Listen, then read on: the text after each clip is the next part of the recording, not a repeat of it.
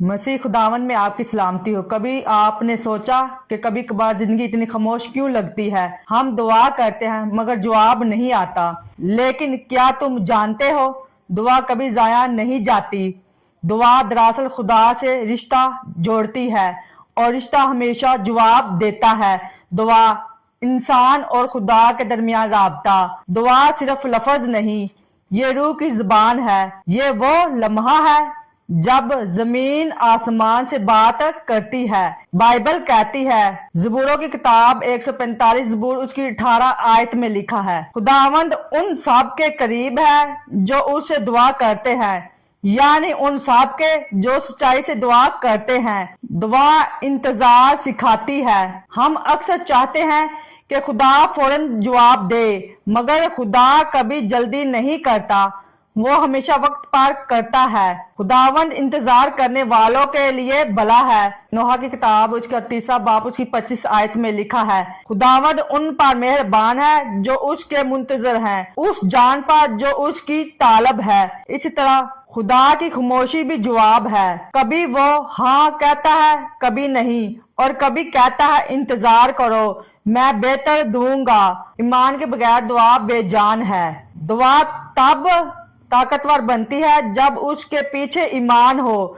अगर तुम्हारा, इसी तरह मत्ती की अंजील उसका 17 बाब उसकी 20 आयत में लिखा है, उसने उनसे कहा अपने ईमान की कमी के सबब से, क्योंकि मैं तुमसे सच कहता हूँ कि अगर तुम में राई के दाने के बराबर भी ईमान हो तो इस पहाड़ से कह सकोगे कि यहाँ से। मत्ती 17 बाब उसकी 20 आयत में लिखा है, उसने उनसे कहा अपने ईमान की कमी के सबब से, क्योंकि मैं तुमसे सच कहता हूँ कि अगर तुम में राई के दाने के बराबर भी ईमान होगा तो इस पहाड़ से कह सकोगे कि यहाँ से सिरक कर वहां चला जा, और वो चला जाएगा, और कोई बात तुम्हारे लिए नामुमकिन ना होगी। ईमान का मतलब है देखे बगैर यकीन रखना, सुने बगैर भरोसा करना, और मिले बगैर शुक्र अदा करना। दुआ जिंदगी का रुख बदल देती है। दुआ वो ताकत है जो नामुमकिन को मुमकिन बनाती है।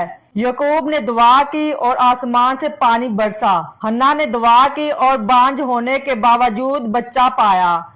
यसु ने दुआ की और मुर्दा जिंदा हो गए। बाइबल गवाह है। याकूब उसका 5 बाब उसकी 16 आयत हमें सिखाती है कि बस तुम आपस में एक दूसरे से अपने अपने गुनाहों का इकरार करो और एक दूसरे के लिए दुआ करो ताकि शिफा पाओ। रातबाज की दुआ के असर से बहुत कुछ हो सकता है। दुआ तुम्हें नहीं बदलती, वो तुम्हारा पूरा रास्ता बदल देती है। दुआ का सही तरीका, जब तुम दुआ करो तो दिखावे के लिए नहीं बल्कि खुफिया में अपने बाप से दुआ करो। मत्ती 6 बाप उसकी 6 आयत में लिखा है, खुदा तुम्हारे लफ्जों को नहीं तुम्हारे दिल को सुनता है।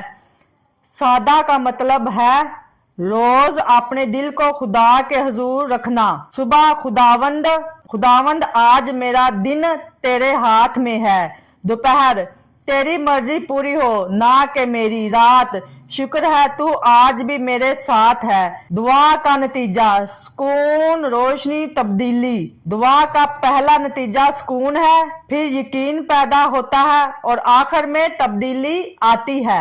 याकूब 4 बाप उसकी 8 आयत में लिखा है, खुदा के नजदीक जाओ तो वो तुम्हारे नजदीक आएगा। ऐ गुनाहगारों अपने हाथों को साफ करो और ऐ दो दिलों अपने दिलों को पाक करो। दुआ तुम्हारे हालात को नहीं तुम्हारे अंदर को बदल देती है। आज से ये अहद करो, मैं रोज दुआ करूंगा, मैं खामोशी में खुदा को सुनूंगा और मेरा ईमान कभी कमजोर नहीं होगा।